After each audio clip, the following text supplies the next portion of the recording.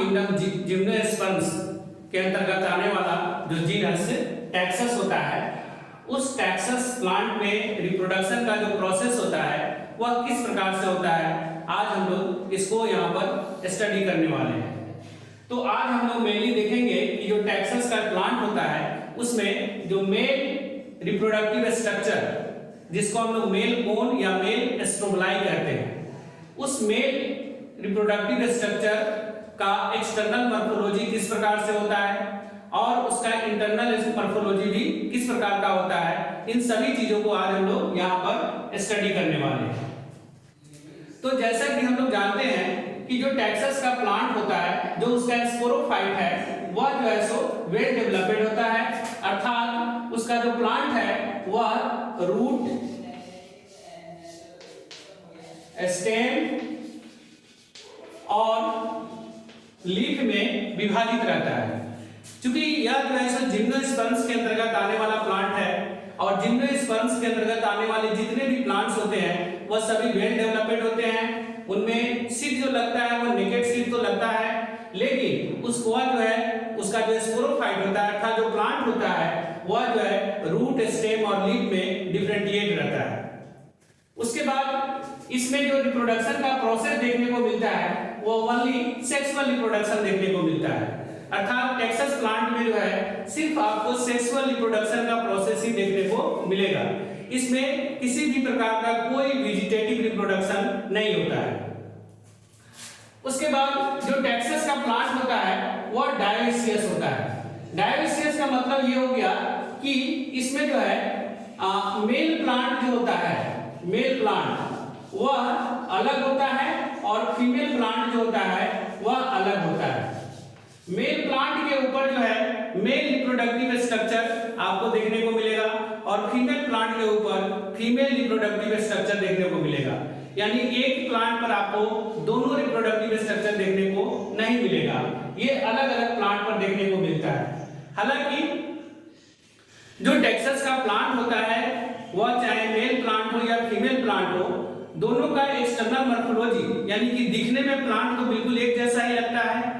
Young stage में आप जो है ये डिफरेंशिएट देखकर नहीं कर पाएंगे, ये अंतर नहीं कर पाएंगे कि कौन सा मेल प्लांट है और कौन सा फीमेल प्लांट है। लेकिन जब वह प्लांट बड़ा होता है और उस पर जो है रिप्रोडक्टिव स्ट्रक्चर लगता है तब जाकर हमें पता चलता है कि जिसके ऊपर मेल रिप्रोडक्टिव स्ट्रक्चर है वह मेल प्लांट होता है और जिसके ऊपर फीमेल रिप्रोडक्टिव स्ट्रक्चर है वह फीमेल प्लांट होता है। तो रिप्रोडक्टिव स्ट्रक्चर को देखने पर ही पता चलता है कि कौन मेल प्लांट है और कौन फीमेल प्लांट है। उसके बाद टैक्सस के प्लांट का जो मेल स्ट्रोबलाई अर्थात मेल कोन होता है उसका जो कलर होता है वह जो है सो पेल येलो कलर का होता है। यानी कि जब हम स्ट्रोबलाई अर्थात मेल कोन जो है वह जब मैच्योर कर जाता है तब उसका रंग जो है वह पीला रंग का दिखाई देता है। उसके बाद टैक्सस के प्लांट पर जो मेल कोन लगता है वह सिंगल लगता है, यानी कि एक जगह पर एक ही जो है सो मेल कोन देखने को मिलेंगे, यानी कि उसमें जो है किसी भी प्रकार का क्लस्टर देखने को नहीं मिलेगा, यानी कि गुच्छे में ये नहीं आपको देखने को मिलेंगे। ये जहां भी रहेंगे प्लांट के ऊपर वह सिंगल ही रहेंगे। उसके बाद टैक्सस के प्लांट पर ये जो मेल स्ट्रोबलाई है, जो इसका रिप्रोडक्टिव स्ट्रक्चर है वह यंग स्टेज में बिल्कुल सीधा रहता है, इरेक्ट रहता है, लेकिन जब वह मैच्योर कर जाता है तब वह नीचे की तरफ हमें लटका हुआ दिखाई देता है। अब यदि हम लोग जो टैक्सस प्लांट होता है उस टैक्सस प्लांट में पाए जाने वाले जो मेल रिप्रोडक्टिव स्ट्रक्चर, मेल स्ट्रोबलाई या जिसे हम लोग मेल कोन कहते हैं, अगर उसका हम एक्सटर्नल मॉर्फोलॉजी देखें, अगर उसका पोजीशन देखें तो वह प्लांट के ऊपर कहां पर पाया जाता है, इसको हम लोग डायग्राम से समझने का कोशिश करते हैं। तो जैसा कि हम लोग जानते हैं कि जो टैक्सस प्लांट होता है उस टैक्सस प्लांट में दो तरह के जो है सो सूट पाए जाते हैं, दो तरह के स्टेम पाए जाते हैं। एक होता है लॉन्ग सूट और दूसरा होता है ड्वार्फ सूट, यानी कि एक लॉन्ग सूट और दूसरा ड्वार्फ सूट। तो ये जो मेल स्ट्रोबलाई होता है, देखिए ये जो है सो लॉन्ग सूट है, ये लॉन्ग सूट है। इस लॉन्ग सूट के ऊपर फॉलिएज लीफ निकलते हैं, और जो फॉलिएज लीफ होता है उसमें क्लोरोफिल पाया जाता है और वह फोटोसिंथेसिस कर प्लांट के लिए फूड बनाने का काम करता है। लेकिन जो ड्वार्फ शूट होता है, वह ड्वार्फ शूट जो होता है उसके ऊपर स्केली लिप्स निकलते हैं। तो ये जो मेल स्ट्रोबलाई होता है वह जो लॉन्ग शूट है, ये जो है सो लॉन्ग शूट है, ये लॉन्ग शूट है, लॉन्ग शूट। इस लॉन्ग शूट के ऊपर ये जो है सो फॉलिएज लीफ है,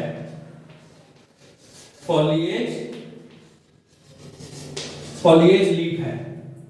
और ये जो लॉन्ग शूट है और इसके ऊपर जो फॉलिएज लीफ सब आप देखने को मिल रहा है, जो इसकी पहचान है लॉन्ग शूट की, इसी लॉन्ग शूट के ऊपर के बेस में, लॉन्ग शूट के बेस में के एक्सिल से, जो फॉलिएज लीफ का एक्सिल होता है, उस एक्सिल से जो है सो क्या होता है कि ड्वार्फ शूट निकलता है। लेकिन वह ड्वार्फ शूट जो है सो क्या हो जाता है कि मॉडिफाई हो जाता है, रूपांतरित हो जाता है और मॉडिफाई होकर यह जो है सो क्या बना देता है, मेल स्ट्रोबलाई बना देता है। लॉन्ग, फिर से समझिए, लॉन्ग शूट जो होता है, इस लॉन्ग शूट के आधारीय भाग में जो बेस वाला पार्ट है, इसमें जो फॉलिएज लीफ पाया जाता है, ये जो फॉलिएज लीफ है, इस फॉलिएज लीफ के एक्सिल से क्या होता है, ये एक्सिल है, इस एक्सिल से क्या होता है कि ड्वार्फ शूट निकलता है ना, जो छोटा वाला शूट होता है वह निकलता है। और वह ड्वार्फ शूट जो है सो क्या होगा कि वह मॉडिफाई हो जाएगा, रूपांतरित हो जाएगा और रूपांतरित होकर यह जो है सो मेल स्ट्रोबलाई को बना देगा, अर्थात मेल कोन को बना देगा। अब यहां पर जो है सो ये जो मेल स्ट्रोबलाई है, इसके जो है सो बेस पर बहुत सारे जो है सो आपको सल्क पत्र देखने को मिलता है, यानी कि स्केली लीव्स आपको देखने को मिल रहा है। और उस लीफ के जो ये मेल कोन बन गया है ना, और इस मेल कोन के बीच में से, यहां से एक बीच में से एक सीधा डंठल के जैसा निकल रहा है, जिसको हम लोग क्या कहते हैं, स्टेमेन कहते हैं। ये स्टेमेन की तरह है, स्टेमेन। और इस स्टेमेन के ऊपर, इस स्टेमेन के ऊपर आप देख रहे हैं कि बहुत सारा जो है ना छतरी नुमा जो है सो स्ट्रक्चर दिखाई दे रहा है। इस छतरी नुमा स्ट्रक्चर को हम लोग कहते हैं माइक्रोस्पोरोफिल्स, माइक्रोस्पोरोफिल। इस माइक्रोस्पोरोफिल की जो संख्या होती है वह एक जो है सो मेल स्ट्रोबलाई में, यानी कि एक स्टेमेन के ऊपर लगभग जो है सो ये 8 से 14 रहते हैं। इसकी संख्या 8 से 14 आपको देखने को मिलता है। उसके बाद इस प्रत्येक माइक्रोस्पोरोफिल में, ये जितने भी माइक्रोस्पोरोफिल है, यह प्रत्येक जो छतरी के नुमा रहता है, छतरी नुमा जो है सो उसके ऊपर जो है सो स्टेमेन के ऊपर में जाकर ये दिखाई देते हैं। और प्रत्येक माइक्रोस्पोरोफिल में 8 से 10 माइक्रोस्पोरेंजियम पाया जाता है। हर माइक्रोस्पोरोफिल के अंदर, है ना, हर माइक्रोस्पोरोफिल के अंदर में 8 से 10 माइक्रोस्पोरेंजियम आपको देखने को मिलेगा। इसकी संख्या जो होगी वह 8 से 10 रहती है। एक माइक्रोस्पोरोफिल के अंदर 8 से 10 माइक्रोस्पोरेंजियम देखने को मिलता है। आप फिर से देखिए, ये जो है सो प्लांट का जो है, जो टेक्सास प्लांट है, उसमें दो तरह के शूट देखने को मिलते हैं, एक लॉन्ग शूट और एक ड्वार्फ शूट। तो जो मेल कोन होता है या मेल स्ट्रोबलाई जो है, यह प्लांट का जो लॉन्ग शूट होता है, उस लॉन्ग शूट पे बहुत सारे जो है सो फॉलिएज लीफ देखने को मिलते हैं। लॉन्ग शूट की यह पहचान है। तो इसका जो आधारीय भाग होता है, जो लॉन्ग शूट का आधारीय भाग होता है, उसके फॉलिएज लीफ के एक्सिल में जो है सो ड्वार्फ शूट निकलता है, ड्वार्फ शूट निकलता है। और वह ड्वार्फ शूट जो है सो क्या होता है कि मॉडिफाई हो जाता है, रूपांतरित होकर, और ये जो है सो मेल कोन को बना देता है, जिसके जहां पर इसके बेस के आधार में जो है सो बहुत सारा आपको जो है सो स्केली लीफ आपको देखने को मिल रहा है। और अब ये जो मेल स्ट्रोबलाई है, जो कि चारों तरफ जो है सो इसके जो है सो लीफ आपको देखने को मिल रहा है, यहां से जो है सो क्या होता है कि एक सीधा स्टेमेन निकलता है। और इस स्टेमेन के ऊपर में बहुत सारा छतरी नुमा जो है सो स्ट्रक्चर दिखाई देता है। इस छतरी नुमा स्ट्रक्चर को जो है सो माइक्रोस्पोरोफिल कहते हैं। इस माइक्रोस्पोरोफिल की जो संख्या होती है वो 8 से 14 होती है। प्रत्येक माइक्रोस्पोरोफिल के अंदर बहुत सारे जो है सो माइक्रोस्पोरेंजियम मिलेंगे।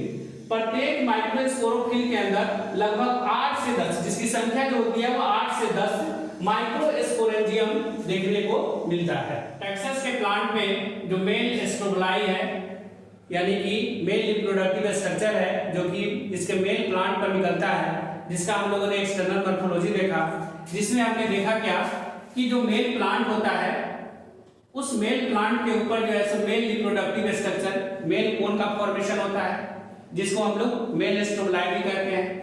इस मेल कोन के ऊपर जो है सो लगभग 8 से 14 माइक्रोस्पोरेंजियम आपको देखने को मिला। और ये माइक्रोस्पोरेंजियम के अंदर में क्या रहता है, माइक्रोस्पोर मदर सेल रहता है, और जो कि रिडक्शन डिवीजन कर कर ये माइक्रोस्पोर को बनाता है, जो मेल गैमेट्स होता है। अब इस माइक्रोस्पोरेंजियम को यदि हम काटेंगे, उसका टीएस करेंगे, देखें ट्रांसफर सेक्शन करेंगे, तो हम ये देखेंगे कि इसके अंदर का जो संरचना है वह किस प्रकार का होता है। तो यदि हम माइक्रोस्पोरेंजियम को जो है सो काटेंगे तो ये हमें एक जो है सो अंडाकार संरचना की तरह दिखाई देता है। इस अंडाकार संरचना में जो है सो क्या है कि इसके केंद्र में जो है सो माइक्रोस्पोर मदर सेल है और चारों तरफ से इसका वॉल है, यानी कि भित्ति है।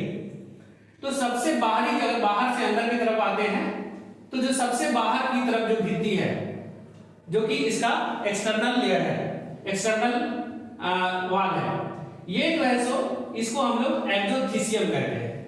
ये एक्सोथीसियम जो होता है ये सिंगल लेयर होता है, एक ही लेयर का बना हुआ होता है।